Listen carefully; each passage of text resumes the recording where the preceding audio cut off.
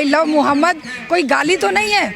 अब जब हम कहते हैं जय श्री राम, हम जब कहते हैं जय हनुमान, तो इसमें कौन सी गाली की बात है भाई, कौन सी दिक्कत की बात है? कहो भाई, कोई कहे I love Jesus, I love. नई परंपरा डाल रहे हैं ये लोग, तो तुम क्या रोकोगे?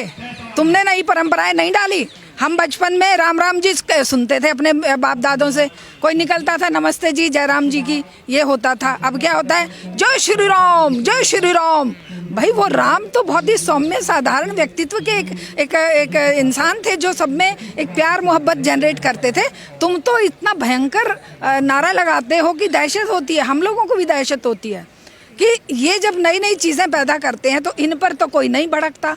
अब कोई अगर अपने, देखिए हर चीज़ परिवर्तनशील है, कोई अगर परिवर्तन के रूप में अगर ये कहने लगा कि आई लव मोहम्मद या जो भी कहा, तो उसको लेकर इतना भयंकर विवाद खड़ा करने का मकसद ये है कि आने वाले त्योहारों के सीज़न में एक ऐसा मुद्दा खड़ा कर दिया जाए जिससे कि लोगों को महंगाई, बेरोजगारी और अपने दुख तकलीफ़, अपने जो बच्चे नशाड़ी हो रहे हैं, जिस तरीके से बच्चों के रोजगार नहीं है, जिस तरीके से स्कूल कॉलेजों की फीस आसमान छू रही है, वो सब भूल जाए। कानपुर पुलिस का ये कहना है बिना परमिशन के इन लोगों ने बोर्ड लगाया ना आई लव मोहम्मद का। देखिए परमिशन क्या ये लोग लेते हैं, ये जो हुड़दंग मचाते हैं ये उसकी परमिशन लेते हैं, ये किसी की मॉब लिंचिंग करते हैं उसकी परमिशन लेते हैं, किसी रेस्टोरेंट में कोई बच्चे अगर खाना खा रहे हैं तो वहाँ से निकाल कर उसकी परमिशन लेते हैं। ये इतने भयंकर कांड करते हैं। क्या ये किसी एक बुजुर्ग जो चल रहा है ट्रेन में उसके बैग में अपनी बेटी के लिए कुछ खाना लेके जा रहा है, उसको गाय का मांस बताकर उस बुजुर्ग को इतना प्रताड़ित करते हैं, मारते हैं, उसकी परमिशन लेते हैं?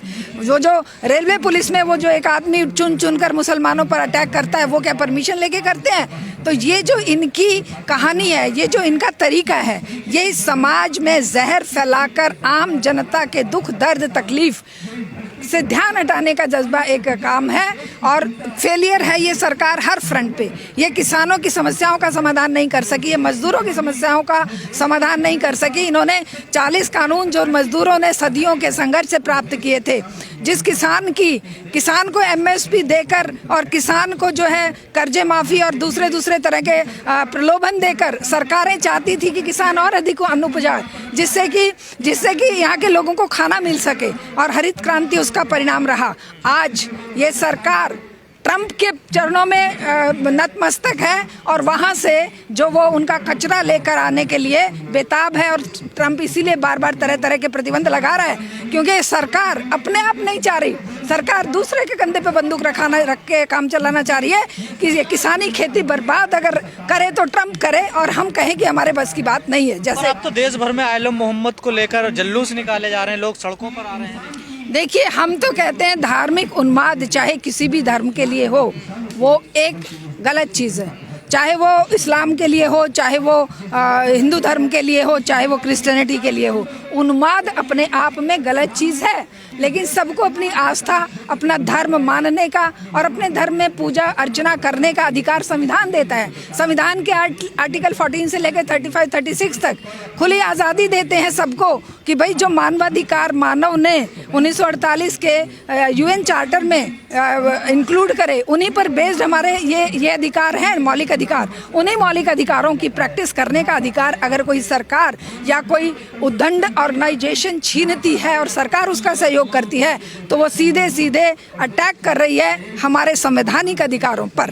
पर ये धार्मिक मुद्दे कानपुर से शुरू होकर आग की तरह पूरे देश में फैल गए। देखिए महाराष्ट्र में, उत्तराखंड में, हर जगह जुलूस निकाले जा रहे हैं, प्रोटेस्ट हो रहा है। देखिए ये इसलिए होता है कि जहाँ पर शिक्षा नहीं है, जहाँ पर रोजगार नहीं है, जहाँ पर जीवन मूल्य नहीं है, जहाँ पर संवैधानिक मूल्यों का सम्मान नहीं है, उन्हीं स्टेट्स में आप देखोगे कि इस तरह की हरकतें होती हैं।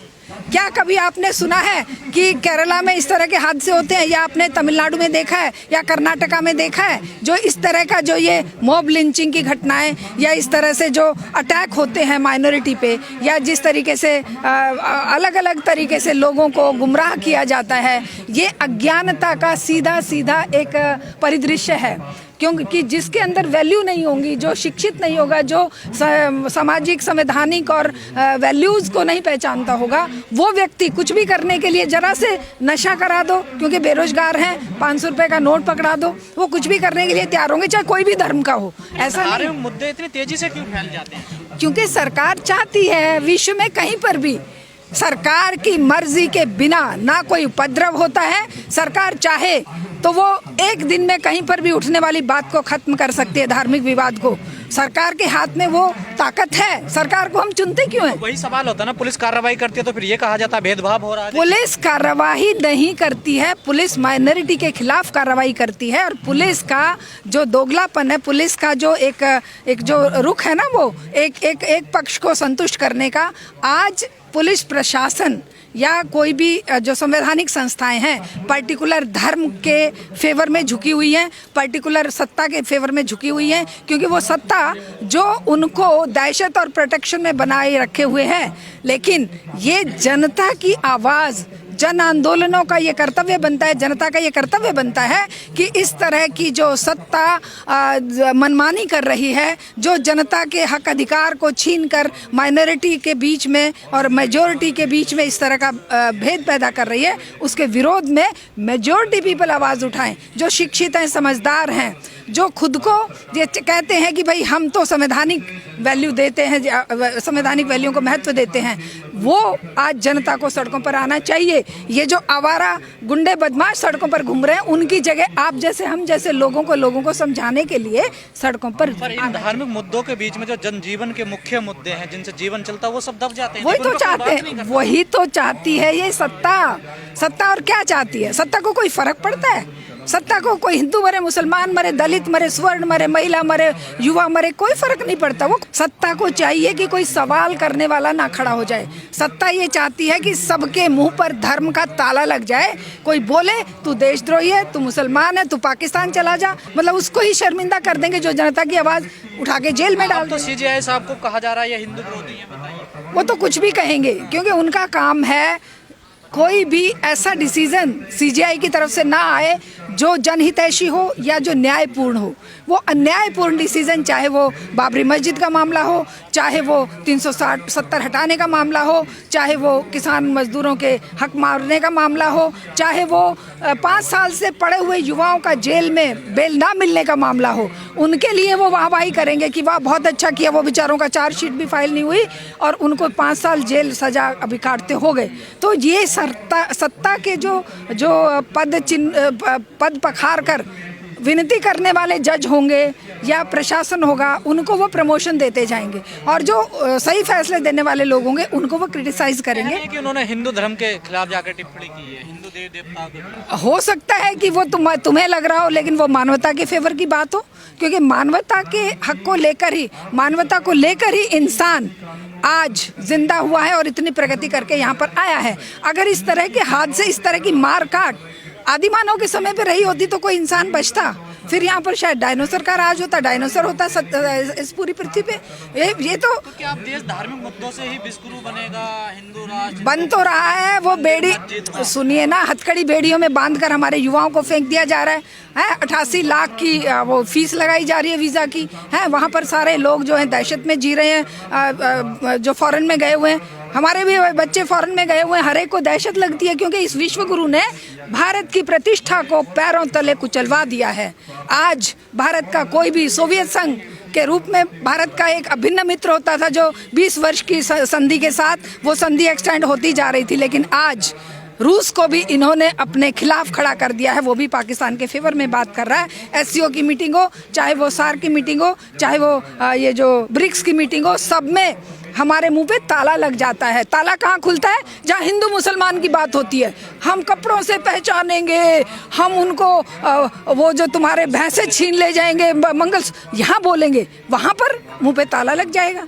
वहाँ पर वो एक शब्द नहीं बोलेंगे। ट्रंप गालियाँ देगा, ट्रंप कहेगा हमने पाकिस्तान का युद्ध दबाव में बंद करवाया, तो वो चुप रहेंगे। लेकिन वो जब जन्मदिन की बधाई देंगे तो वो भरतनाट्यम करने लगेंगे, वो कथक करने लगेंगे, वाह वाह वाह वाह वाह, बहुत सम्मान दे दिया। लेकिन जब हमारे अगले ही दिन हमारे बच्चों पे 88 लाख की वीज़ा फीस लगा दी, एक शब्द नहीं बोला, एक शब्द नहीं बोला गया। जीएसटी कम कर दी ना ये। हाँ, वो पहले लूटा है, पहले 100 लाख करोड़ लूट लिया, अब जो है 2 रुपए वापस देके उत्सव मनाओ, जीएसटी उत्सव मनाओ। अरे तुम लूटने लगे, मतलब लूटा। देश के लोगों की, आम जनता का जीवन जो है अस्त व्यस्त हो गया। कितने ये जो छोटे उद्योग बंद हो गए, कितने लोगों के रोजगार चले गए, कितने बच्चे जो हैं वो। इस उत्सव में आप शामिल नहीं होंगे?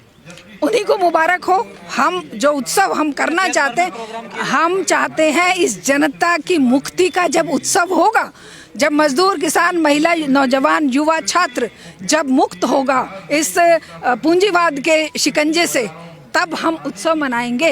और वो उत्सव मनाने का अब समय ये खुद ला कर देंगे, क्योंकि जिस तरह के गले काट पॉलिसीज ये बना रहे हैं, जनता ज़्यादा दिन बेचारी कैसे चुप रहेगी।